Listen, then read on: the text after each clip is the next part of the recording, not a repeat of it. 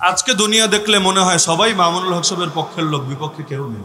দেখলে এমন মনে হয় আর জেলে যাওয়ার আগের দিন পর্যন্ত একদল তারে গালি দেয় নাই, তাকে সাউন্ড গ্রেনেড বলে টিটকারি মারে নাই, তিনি যেই হুঙ্কারগুলো ছুড়েছেন এই হুঙ্কারগুলোর কারণে তাকে নিয়ে বিদ্রুপ করে নাই। আজকে আফসোস করে আমাদের যদি একটা কণ্ঠ থাকতো, এক কণ্ঠের সঙ্গে তাল মিলিয়ে দেশে কোটি কণ্ঠ জেগে উঠতো, আর এক একটা জাগরণ তৈরি হতো।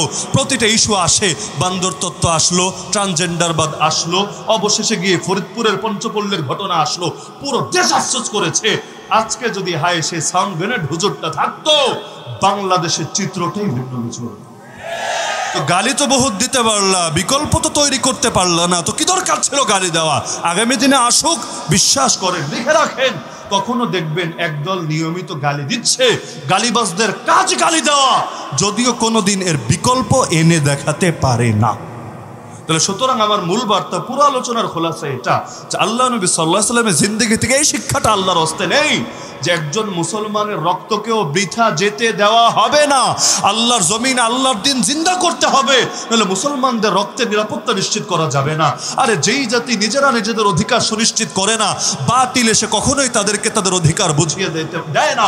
সুতরাং যদি চাই কোরআন হেফাজত হোক, আর কোন ঈদের দিন কোন জালেম ঈদগাহে আসা মুসল্লিদের সামনে কোরআন না পড়াক, যদি চাই আল্লাহ নবীর ইজ্জত হেফাজত হোক, দুনিয়ার কোনো কোনাকাঞ্চিতেও কেউ যদি নবীর শানে গালিগালাজ করে, ও তার বেঁচে থাকার অধিকারী হারিয়ে ফেলুক। যেমন আমেরিকার দুশ্মন যারা, ওরা যে দেশেই থাকুক না কেন, ওদেরকে আমেরিকা ছেড়ে দেয় না, গোয়েন্দা বাহিনী পাঠিয়ে হোক অথবা আইন লঙ্ঘন করে হোক, যে কোনো ভাবে হোক ওদের উপর অ্যাটাক হানে, ওদেরকে মেরে ছাড়ে। যেমন আফগানিস্তানের বুকে স্বাধীন হওয়ার পরও ওরা একাধিক জনকে টার্গেট করে হত্যা করে নাই, এবং এরপর গর্বের সাথে প্রচার করেছে যে আমেরিকার দুশ্মন যদি মাটির তলে গিয়ে লুকায়, সেখান থেকেও বের করে আমরা হত্যা করবই করব।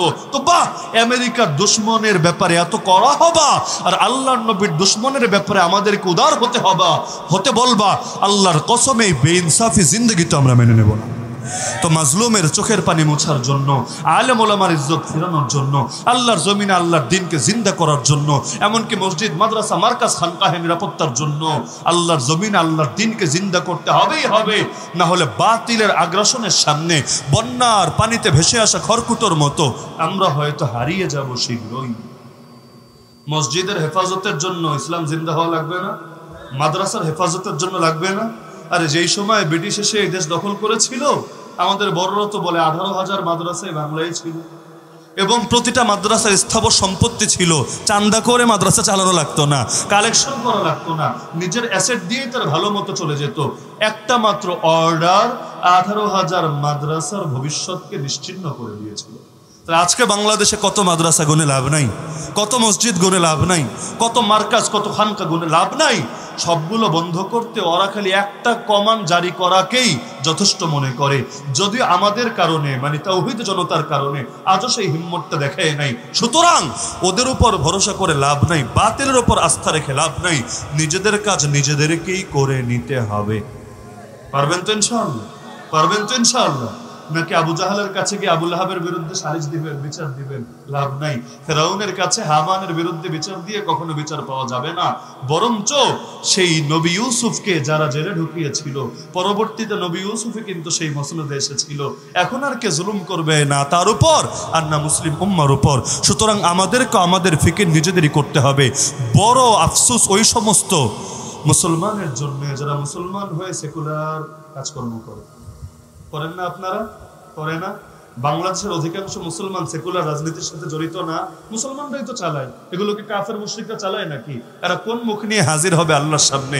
হ্যাঁ, প্রচলিত দলগুলোর কি হুকুম না হুকুম ওদিকে আমি যাচ্ছি না, কিন্তু সেকুলার রাজনীতিকে দুনিয়ার কোনো মৌলবী হালাল বলে ফতোয়া দিতে পারবে না। ওই কাজটাই করে, আর দিন শেষে এসে ভাবে মরতে দেরি, জান্নাতে যেতে দেরি না। তা আল্লাহ নবীর সিরাতের আলোকে একটা বার্তা আমি রেখে গেলাম যে মুসলমানদের রক্তের নিরাপত্তা নিশ্চিত করার জন্য আমাদেরকে জাগতে হবে, সব ভেদাভেদ ভুলে মৌলিক কিছু বিষয় ঐক্যবদ্ধ হতে হবে, আল্লাহর জমিন আল্লাহর দিনকে জিন্দা করতে হবে।